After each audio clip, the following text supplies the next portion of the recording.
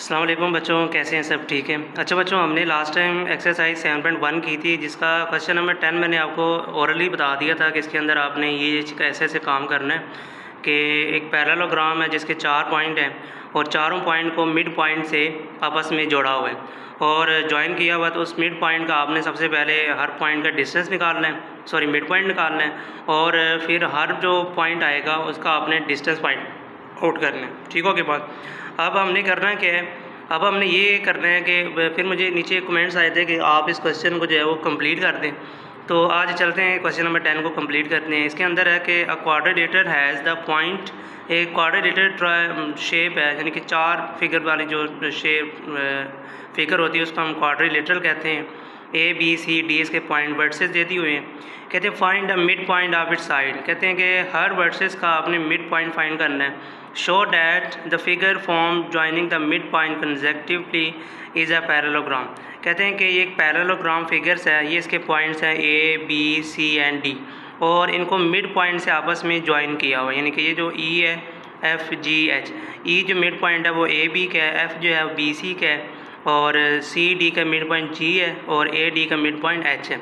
तो सबसे पहले उन्होंने हमें ये कहा कि आपने इनका मिड पॉइंट की वैल्यू फाइंड करनी है, यानी कि ई एफ जी एच की वैल्यू फाइंड करनी है। यानी कि आप पहला मिड पॉइंट किसके दरमियान फाइंड करेंगे, ए और बी के दरमियान।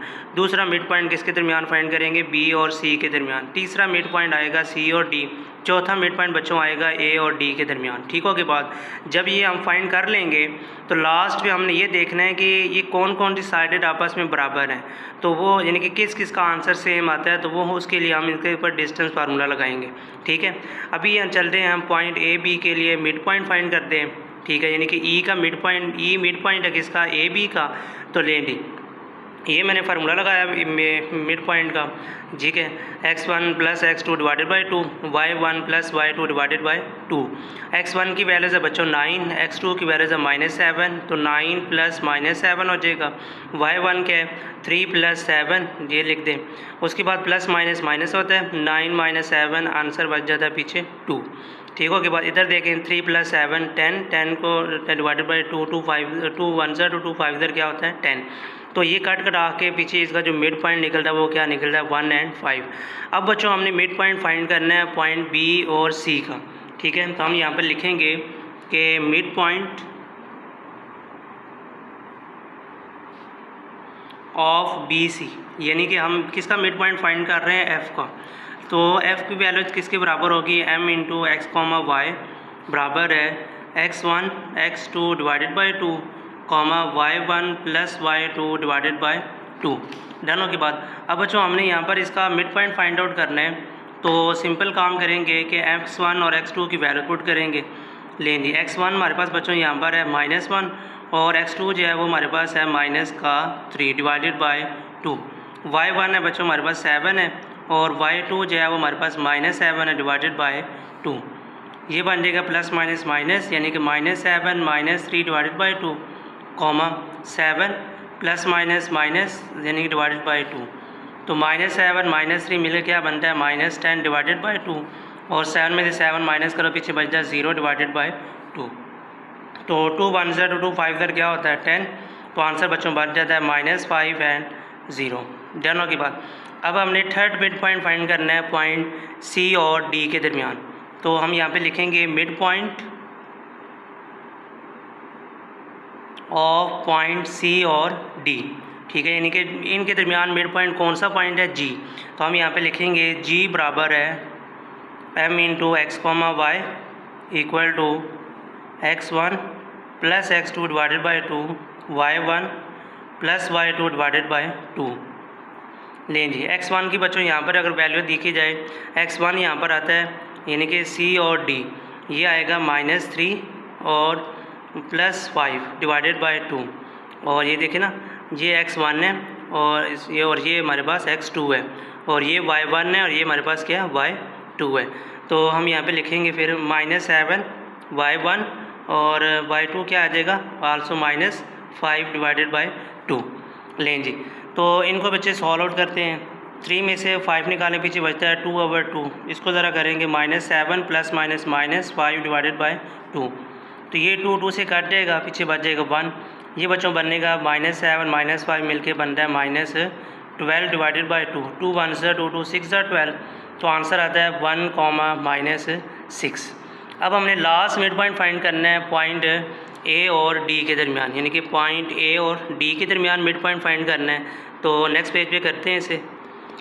ले मुझे मैंने वैल्यू लिख ली थी पॉइंट ए डी वाली, और इसके दरमियान जो मिड पॉइंट इनका था वो हमारे पास था बच्चों एच। ठीक हो की बात। तो हम नीचे लिखेंगे मिड पॉइंट ऑफ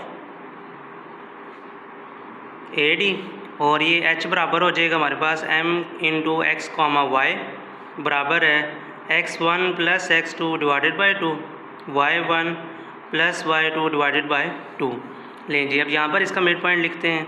क्या आएगा, x1 बच्चों आ जाएगा 5 प्लस 9 डिवाइडेड बाई 2, और y क्या आ जाएगा -5, और फिर क्या बन जाएगा प्लस का, यानी कि ये हम पॉइंट कर रहे हैं ए डी। ठीक हो की बात। तो x1 यहाँ पे था, सॉरी ये गलत हो गया, ये हो जाएगा हमारे पास 9 x1 और 5 डिवाइडेड बाई 2, और इधर बन जाएगा 3 -5 डिवाइडेड बाई 2। ठीक हो की बात। तो 9 प्लस 5 क्या होता है हमारे पास, 9 प्लस 5 होता है हमारे पास 14 डिवाइडेड बाई 2, और 3 में से -5 निकालें पीछे आता है -2/2, 2 1 2 2 7 14, 2 1 2 1, ये बनेगा 7, -1। लेकिन बच्चों हमने सब के मिड पॉइंट फाइंड कर लिए।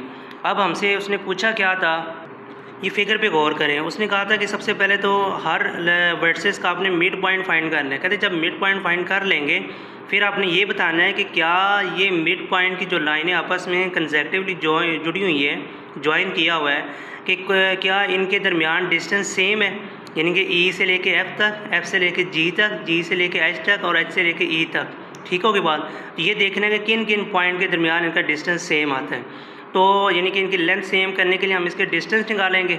लेकिन डिस्टेंस निकाल लेते हैं। तो सबसे पहले जो डिस्टेंस आएगा वो आएगा पॉइंट ई और एच एफ के दरमियान। ठीक हो की बात।